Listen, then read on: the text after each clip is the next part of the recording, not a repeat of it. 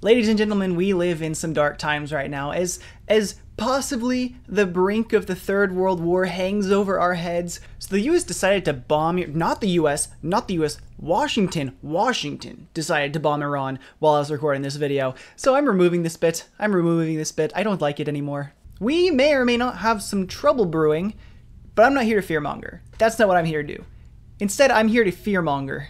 Strange signals detected from Arctic ice seem to defy laws of physics. Scientists are searching for an answer. We might not need to worry about World War III, because instead we need to be worrying about what might be in this ice right here, okay? This is the genuine problem. This is what we should really be concerned about.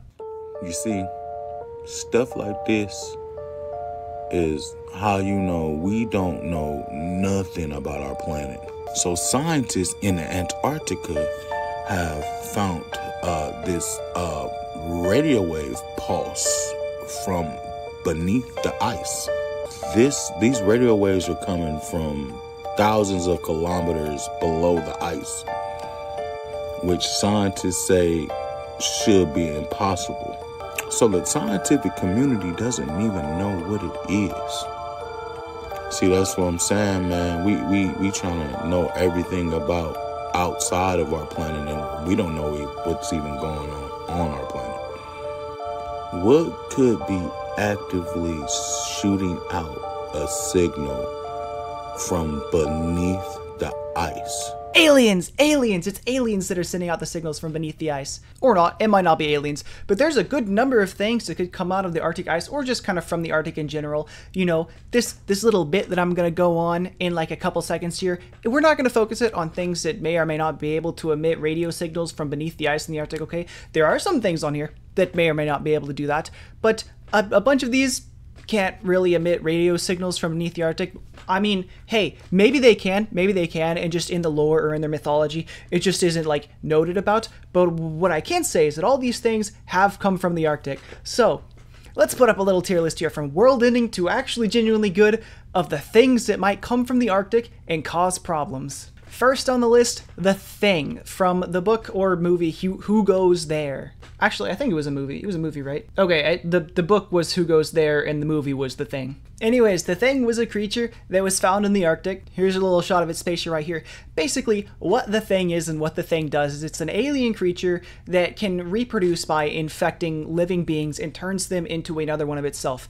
And The Thing is a creature that can perfectly replicate its host to the point where others around its host don't know that its host is The Thing. And so in the book and in the movie, The Thing is concentrated strictly to this Arctic research base with these researchers, and it doesn't leave the Arctic. However, if The Thing is able to leave the Arctic, it could turn out to be a world-ending phenomena. Now, we're not going to put it in the world-ending category because it can get much worse than The Thing. It does have tells, and you will know whenever whenever you're about to have a new thing, or whenever The Thing is spreading its little thingness to other creatures. So we can deal with The Thing. In fact, if The Thing emerges in somewhere like the Arctic, which is where The Thing would be emerging in this scenario, the odds that it manages to leave the Arctic are pretty slim, just like it did in the movie. So we're gonna drop The Thing in potentially world-ending. It can get worse. Next on the list, King Ghidorah from Godzilla King of the Monsters. This one is a problem. Now, we're gonna have to kind of like do a little bit of stretching here and there to figure out where to put this on the list. Of course, if King Ghidorah did actually like emerge from the ice, we can assume that the other creatures within the whole Godzilla universe will exist. I mean, they may or may not. Maybe just this one exists from the ice, but we can assume that the others will exist. Now, let's be real. If it was just King Ghidorah and he emerged, we're done. We're done. That is like civilization destroying level threat right there. The only thing that really, even in the movie, that they could use to defeat King Ghidorah was just Godzilla himself. And if we're in the universe where we don't have that, we're done. We do not have the firepower to take this guy out. But if we're in the universe where Godzilla does exist and all the other Godzilla creatures exist, it would be really bad. It would be quite really bad. So we're going to go ahead. We're going to assume that we're going to assume that Godzilla doesn't exist. We're just going to say King Ghidorah himself. If in the whole context, Godzilla did exist, then under the circumstances, maybe not world-ending, potentially, definitely in City Destroyer category, but we're going to drop him in World Ending category if it's King Ghidorah himself. Well, actually, you know what? Now that I think about it, let's not do that. We're going to consider the whole context. We're going to consider the whole context. We'll put him on to potentially. We'll move him to potentially. Okay, definitely below the Thing. The Thing is a lot bigger of a threat. But let's say all the other kaiju from the Godzilla franchise are and do exist. We'll put him in potentially because there is definitely a universe where King Ghidorah does win that fight, and then we're done. Next on the list, Megatron. So this is just going to be a little bit of conjecture here. I'm not a huge Transformers fan. I've seen the first movie. I need to watch the rest of them, honestly, and maybe see or read or whatever some of the other like external media from the first movie. Well, I watched the first movie and I've watched Transformers 1. Transformers 1 is really good. That's why I watched the first movie, because I thought it'd be like that one. It was a huge letdown, but I'll watch the rest of them eventually. But from what I know of Megatron, this is another really bad problem. So now if we're thinking of the whole context of like everything that comes around these creatures existing, you know, if Megatron exists and all of the other Transformers exist, you know, the whole alien Transformer civilization out there, this is world ending. This one is world ending. There, as far as I'm aware, are more than one. I think Transformers has just different timelines. More than one instances of some war that breaks out because of Megatron and because of all of the other things that kind of surround the Transformers universe that leads to Earth being destroyed. I take it back. I decided I was going to take some time to do some research. Earth isn't destroyed. I was wrong on that, but some planets were. So we can go ahead and drop this again in potentially world ending. And I think we're going to keep it in the same order because King Ghidorah is a significantly more likely chance of it being specifically Earth that is destroyed than Megatron. I think it's more of a flip of a die that Earth gets saved versus destroyed whenever it comes to Megatron than it is whenever it comes to King Ghidorah. Next on the list, Tunbach. This one isn't really that big of a threat at all, to be honest. It's kind of just so what I know of it is a merging somewhat of man and bear into this creature. And it is really big. It is 3 times that of a bear, but isn't really that harmful. I mean, it's harmful. Yeah, it's harmful, but about that of 3 times a bear. You know, a bear that's like maybe somewhat intelligent and also out for blood, but still kind of just a bear. So we're gonna put Tunbach here on not that bad, honestly. If this emerged in the Arctic, we'd be able to deal with it pretty easily. We would lose a couple people, but we could get rid of it. Next on the list, Shoggoths. Okay, this one's gonna end up in a new category, ladies and gentlemen. This one's gonna be a new one. This is arguably one of the most dangerous Lovecraftian creatures that there are, mainly just because of the way that it is. It is just an amorphous blob of creature, and one of the few creatures in the Lovecraftian mythology that kind of just like were cannon fodder for the most part. Now, the thing that makes Shoggoths so dangerous, and we're going to assume that maybe in this scenario there will be more than one emerging from the ice. The thing about these guys is that they're not really susceptible to like bullets or anything, or shrapnel or things like that. The only things that can really deal with these guys are large-scale explosions or a whole lot of nuclear material, like radiation type stuff. And the reason that we need to worry about them is that these things are killers. These things, they just kind of kill. In a lot of instances, it's only whenever kind of their territory is threatened, which exists just like in the Arctic. But if they decided, because these are somewhat intelligent creatures, or at least way in the past they were, modern day present times, you know, over time the Shoggoths did, as they were living in their little Antarctic city, or Arctic city, I think it's Arctic, I don't remember the setting that we're looking at right now. It seemed that their intelligence did kind of start to dwindle, but if we assume that the Shoggoths were at their peak, right, and just decided that New York City was theirs, there's not a whole lot that we can do other than firebomb the city or just nuke it. Like, that's it. They will be wiping out everyone who lives there, and the only way that we can deal with them is to blow a whole lot of stuff up. So with that, we can put the Shoggoths on City Destroyer. Next up on the list, the Deadly Mantis. This one is kind of just a giant praying mantis, if I'm gonna be honest. It's big, it's a little bit of a problem, but it can just kind of be taken out by like regular military firepower. You know, this might take out a couple military ships, maybe. Like, a lot of the modern day military ships, I feel like would be no match for this guy, or at least the US ones. I don't know what's going on in the rest of the country. But if this, like, very quickly flew over to some small town, it could take it out. It could take it out. The military may or may not be able to respond quick enough to take care of it. I don't really know, but it's not like a huge threat. You know, it will take some lives, but it's not going to be city destroyer level, I don't think. So we'll put it at like the top of not that bad. The top, sorry, get out of here, Toonbuck. Because it's definitely going to do a whole lot more damage than a bear 3 times the size of a bear. But I don't think it will result in the destruction of cities. Small towns, maybe there will be some damage, but the town will be there and it will recover. Next on the list, Gamera. Now this one is relatively similar to Godzilla. Except the thing is this came from the Arctic, so we can include them in our list. Now, at first glance, I mean, it begins as really similar to Godzilla. This one is on city destruction level. It will cause a ton of damage before we're able to whatever the word for stop it from doing its thing is, subdue. Subdue's the word. As you can see in the photo, it's a huge problem. It's an old photo. I mean, this is, in fact, here, you know what, let's make it a little bit easier. Here's just like a couple other photos of Gamera. they're still not the best. I think this is probably the most recent one that I can find, but if we just okay, this is making me want to rank it lower. Pictures like this, or this one right here. Oh yeah, here's our photo. You know, it's if it alone comes, it will definitely be a problem, especially along with all of its other creatures. I mean, it's already on the city level of destruction. Thing is, though, later on in the Gamera story, it does turn good. So to start off, it's a city destroyer. Later on, it's actually good and fights back against the other creatures. But for now, we're gonna go ahead. We're gonna drop him in city destroyer because he will destroy cities until he doesn't. And that's kind of the hallmark for City Destroyer, because like the Shoggoths, for example, they will destroy the city, and then they won't. Or we might end up destroying the city, and then they'll be gone, so they won't be destroying the city. But this is going to go on City Destroyer level. Probably above the Shoggoths, because it might actually take out more than one city. The Shoggoths, I think, will kind of, if they are to take over a city, they're probably going to pick like 1, maybe 2, but probably just 1 before they get taken care of. This, on the other hand, this is just going to go on a rampage. This will just be a destructive. Okay, I'm going to do my best. I'm going to do my best on this one. This is the next one. Kalupilluit. That's my best pronunciation. I hope it's right. So this creature here is a part of the Inuit folklore.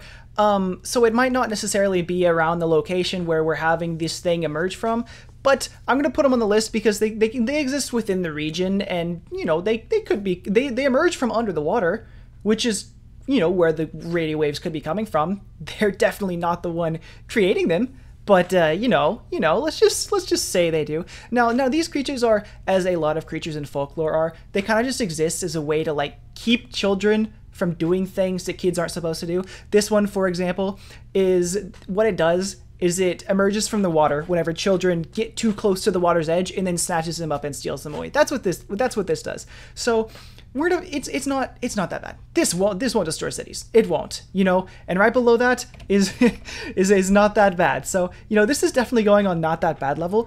But I will say it'll probably be a little bit worse. It'll probably be a little bit worse than Toonbuck. So we're gonna put it above. Toonbuck will be taken care of in one instance, but the Kalupilluit on the other hand, they're not one entity. They are plural. There are many. There are a lot of them. So if we end up taking out one, they're probably, you know, we can imagine there may be a little species that lives under the water that will come back, and they will continue to be a problem for a long time. So they're definitely above Toonbuck. In fact, actually, I might put them above the Mantis too, because the Mantis is going to be a one-off problem. This one is going to be a long-lasting issue. I'm willing to argue that there's probably going to be more lives lost to the Kalupilluit than there are the Mantis. Next on the list, this is going to be a big hitter. Enjoy the photo. That's what we got from the series. I could show you the embryo, but this is what you get to see. This is what we got to see. Adam from Neon Genesis Evangelion. If you want to know the background of Adam, okay, I could give you a ton of lore on this. All right, basically, Adam and Lilith, they're the two things that were meant to come to Earth to seed life, all right? And essentially, what happened, if we're going to consider the whole context of the series, Lilith was able to seed life on Earth, Adam was not. And eventually, Adam ended up in the Arctic and was disturbed and resulted in the second, not the first. The first happened whenever the life was originally seeded on Earth. The second impact. that resulted in a huge loss of life that eventually, because of the organizations evolved with Adam and the things that kind of happened around Adam, which, if we're going to consider the whole context of what's going on, and the existence of Adam kind of does lead to the existence of these other organizations, eventually leading to the third impact, nearly all life on Earth was ended. You know, technically not. Technically all life was still there, just no longer in the same form. But, like, this is a world-ending cataclysm. If you've seen the images of post-third impact, this is the end of the world, essentially. The world can recover, but it's most likely not going to. So this can easily be in the world-ending category. Next on the list here, we have the Pleiadians. I think this is another one that's not necessarily, like, actually in the Arctic. Now, a little background on what the Pleiadians are. They're like Nordic aliens, if I could give them that description. Essentially, the Pleiadians were one of the life-seeding alien, myths, really similar to Adam. Like we just talked about, Adam was an alien, similar to the way the Pleiadians were an alien. Except they're going to result in two very different outcomes. The Pleiadians were, and the reason I say that may or may not be Arctic is because the whole like myth around them, and they kind of may or may not have existed in a bunch of different places, but in one of the instances they did have an Arctic city. And the reason I'm including them in this list of things that could have come from underground is because I'm going to pull up a little tweet right here real quick, and just a little bit here referencing the article that I was reading, or a different article but about the same situation, is that the Pleiadians talked about this in 2020. The Galactic Federation technology is being detected. How? The Pleiadians, the Pleiadian, I just forgot how to pronounce this. Was I saying Palladian? Pleiadian. Pleiadian. Okay, we're gonna do that. Pleiadian. Who the heck talked to the Pleiadians? What do you mean they talked about this? What do you mean they talked about this? Who'd they say this to? Anyways, hypothetically, we can assume that these are, the radio signals are emitted through transmitters that are placed underneath the Earth all around the planet. And this one just so happens to be underneath the Arctic, which is underneath the Pleiadian city that exists in the Arctic. The Hyperborea is its name. Which actually, fun fact, some people have theorized that this might have been Atlantis. Hyperborea might have been. But long story short, these are Nordic-looking aliens who may or may not have been the seed of life on Earth, right? But they kind of are good. These actually are good. They seeded life on Earth, and they provided us with technology throughout time. And if and when, hypothetically, these were, and this is part of the myth, people kind of just, in my mind, just made this up and started saying stuff. But if they were to come back to Earth, right, and maybe come back to their city or come back and, visit the planet again, this is theorized to be good, because they would, these were a peaceful species. They were, they kind of just, they had no problems, no war, none of that stuff. They just kind of existed in the Arctic and then spread across the world to seed their life. And that's kind of it. So if these did come back, it would actually be good. They would be sharing technology and they would be helping us out. Unless they just came and said, you know what, we feel like doing a little nuclear experiment. We've got the setting all set up, we've finally finished building our testing ground. Let's see what happens whenever nukes hit the planet. Or not necessarily nukes, but whatever kind of like world-ending alien technology that they've come to test. That's just me talking, though. These have historically always been known to be peaceful, so it's rumored that they will continue to be peaceful. So we can go ahead and drop these right here in the good category. Next one, honorable mention. Okay, honorable mention because of the global things that are happening. Hitler. And you may ask, what the heck is Hitler doing on this list? All right. So you may have heard, back and forth that Hitler may still be alive, and that the one who killed himself was like doppelganger Hitler, which is kind of like a trend with a lot of celebrities. Whenever a celebrity dies, everyone's like, ooh, they're still alive. Or even instances where they're still alive, they're like, ooh, they're actually dead, and what we see now is the doppelganger. Something that I have seen bits of occasionally is that there is a secret underground Nazi base. Here's a little article, Hitler's frozen base. Now this article does kind of just say that it's the claim was not continued, but it sowed the seed for a whole range of fantasies about the secret things that might be going on in Antarctica. Hey, for all we know, we haven't disproved it 100,000%. Maybe there's still a 0.00001% chance that there's a secret Hitler bunker in the Arctic, and as global tensions are rising, maybe he wants to have a little bit of the fun too. We can't have World War III without the life of the party. In all honesty, though, if we're gonna be real about this, Hitler's not going to be a threat. I would put him below Tumbach. If Hitler did just like re-emerge, there's no way he'd have a following. He would just be the guy who then gets killed instantly. Or even if I don't even know if Hitler came back in modern day, one, he would be incredibly old. How old would Hitler be? Oh, thanks AI Overview. Thanks AI Overview. Adolf Hitler was born on April 20th, 1889 and died on April 30th, 1945 at the age of 56. Since he is deceased, he would not be alive today. Oh, thanks. Thanks, Google. Oh, okay. Well then, yeah, no. If he came back today, he'd just be dead. So he's not that bad. Can we add a new category? Not. He would not. There we go. Okay, yeah. As I was looking up that bit, I actually found just the most crazy video. I need to watch Ancient Aliens. Tell me why. There's an episode on the History Channel of all places. Ancient Aliens, Nazis in the Arctic. I mean, this is about what I'm talking about. What is this? What is this doing here? What is this doing here? Ancient Aliens existing on the History Channel, a lot of the channels existing on the History Channel just feels so weird. I haven't watched any of Ancient Aliens, but it's always stuff like this that makes me really want to do it. Really want to do it. Imagine sitting down, this is your first time opening the TV, you go to the History Channel, and you're watching a show titled Ancient Aliens, alright? And it's about Nazis in the Arctic. In modern day. Anyways, that's not what really matters. Here's our tier list, alright? Here's our tier list. There are things happening in the Arctic, and it may or may not be world-ending. Let's actually run the math here, alright? There's probably plenty more things, right, that could emerge from the Arctic. I don't have a comprehensive knowledge of all the things in fiction that have emerged from the Arctic ice. This is just what I know of off the top of my head. There's probably plenty more. Let's just run the math here, okay? Let's run the math here.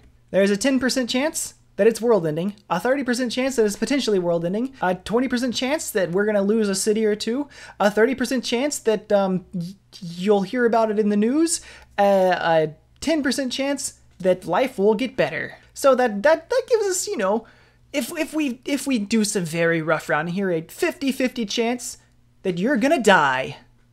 Maybe. So with all that said, I hope this calmed your nerves.